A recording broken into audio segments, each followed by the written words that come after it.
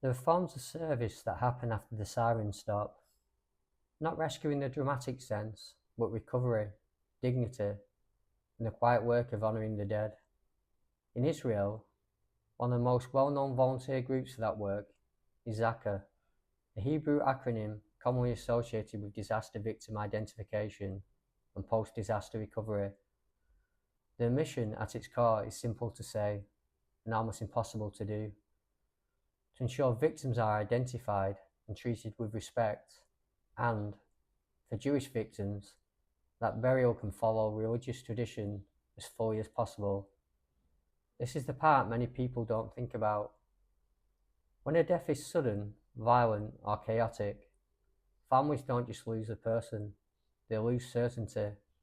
They lose the right to say goodbye properly. They lose the last small mercies that make grief survivable. For many families, dignity in death isn't symbolism, it's duty. And for the volunteers, that duty becomes a burden they carry with their own hands and memory.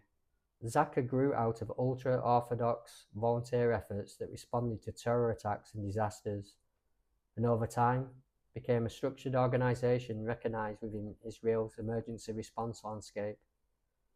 Their work has included supporting police and emergency services at scenes, helping with identification, and collecting remains so that families can bury their dead with dignity. It is difficult work, physically, emotionally, spiritually, and it often leaves responders with long-term trauma. Some volunteers have spoken publicly about needing psychological support after major incidents because what they see cannot be unseen. And here's where we keep the facts fixed and the framing honest. ZAKA is also controversial, and the controversy matters if we're telling the story responsibly.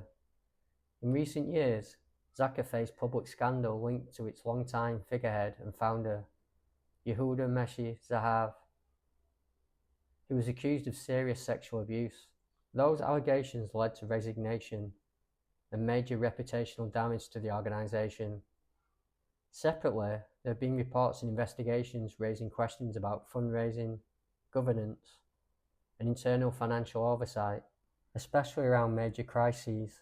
And there have also been accusations that some ZAKA-linked claims during wartime coverage were exaggerated or unreliable, which fueled mistrust and political argument.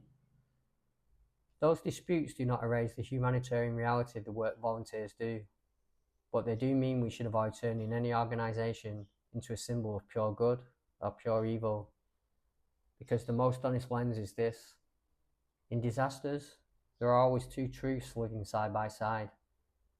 The institution may have flaws, even serious ones, but the individuals on the ground can still be doing something profoundly human. A volunteer kneeling in silence, doing an unbearable task with care, is not a headline, it's a person. So what should we take from the story of ZAKA?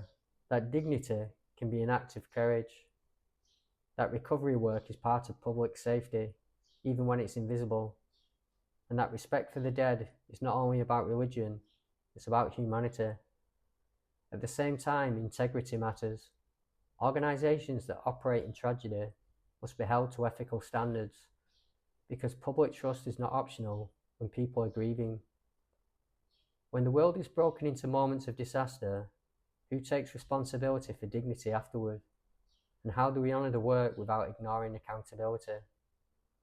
The ZAKA story is not a simple one. It's service and sacrifice, mixed with real controversy, and a reminder that the hardest work is often the quietest. Not to sensationalise death, but to restore a measure of respect when everything else has been torn apart.